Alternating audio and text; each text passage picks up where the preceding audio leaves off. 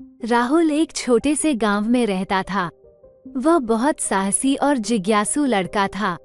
गांव के पास एक पुरानी हवेली थी जिसके बारे में लोग कहते थे कि वह भूतिया है। कोई भी उस हवेली के पास जाने की हिम्मत नहीं करता था, लेकिन राहुल की जिज्ञासा हमेशा उसे वहां जाने के लिए प्रेरित करती थी। एक दिन राहुल ने तय किया कि वह उस हवेली का राज जानकर रहेगा। उसने अपने दोस्तों को बताया, लेकिन सभी डर के मारे उसके साथ जाने से मना कर दिया।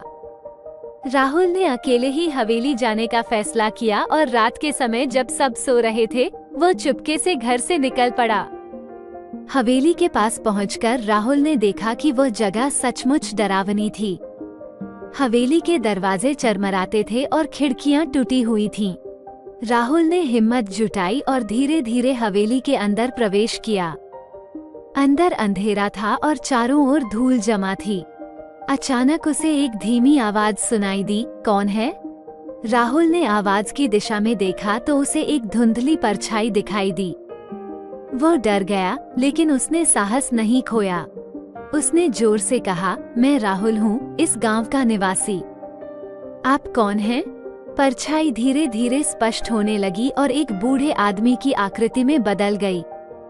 वो बूढ़ा आदमी कोई और नहीं बल्कि हवेली का पूर्व मालिक था, जिसकी आत्मा यहाँ फंसी हुई थी।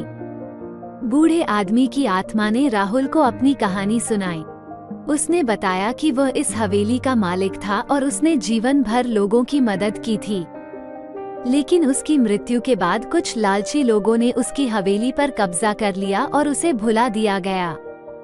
उसकी आत्मा तब से शांति नहीं पा सकी। राहुल ने आत्मा की मदद करने का वादा किया। उसने गांव के बड़े बुजुर्गों से बात की और हवेली के इतिहास के बारे में जानकारी इकट्ठा की। गांव वालों ने मिलकर उस बूढ़े आदमी की आत्मा के लिए प्रार्थना की और हवेली को साफ सुथरा करके उसे एक संग्रहालय में बदल दिया। धीरे धीरे हवेली की कहानी सबको पता चली और लोगों ने बूढ़े आदमी के प्रति सम्मान प्रकट किया। प्रार्थना और सम्मान से वो आत्मा धीरे धीरे शांत होने लगी और एक रात बूढ़े आदमी की आत्मा ने राहुल को धन्यवाद दिया। आत्मा ने कहा, तुम्हारे साहस और निष्ठा ने मुझे शांति दी है। अब मैं मुक्त हो सकता हूँ। ये कहकर आत्मा ने हवेली को अलविदा कह दिया। साहस और निष्ठा से हम किसी भी कठिनाई का सामना कर सकते हैं। दूसरों की मदद करना और न्याय के लिए खड़े होना सबसे बड़ा धर्म है।